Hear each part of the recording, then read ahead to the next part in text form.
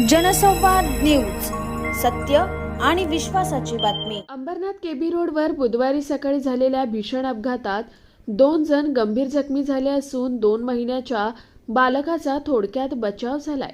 या घटनेमुळे परिसरात मोठी खळबळ उडाली आहे। बुधवारी सकाळी विमको नाका येथून उल्हासनगरच्या दिशेने भरधाव वेगाने जात असलेली कार अचानक अनियंत्रित होऊन ITIच्या भिंतीवर जाऊन धडकली। या कारमध्ये रिया यशराव आणि तिचे पती हे दोघे गंभीर जखमी झाले असून त्यांच्यावर क्रिटिकेअर रुग्णालयात उपचार सुरू आहे। अपघाताच्या वेळी कारमध्ये त्यांचे 2 महिन्यांचं बाळही उपस्थित होतं। मात्र आश्चर्य म्हणजे बाळाला किरकोळ खरचटणं सुद्धा झालेलं नाहीये। दोघंही जखमी दाम्पत्य शहर पश्चिम भागातील शंकर हाइट्स गॅलेक्सी इमारतीत राहत असून या अपघातामुळे पुन्हा एकदा केबी रोडवरील वाहनधारकांच्या सुरक्षेचा प्रश्न ऐरणीवर आला असून स्थानिकांमध्ये संताप व्यक्त होतोय। जनसंवाद न्यूज, सत्य आणि विश्वासाची बातमी। आजच सबस्क्राइब करून बेल आयकॉनला क्लिक करा आणि पहा ताज्या घडामोडींचा अचूक अंदाज आपल्या मोबाईलवर।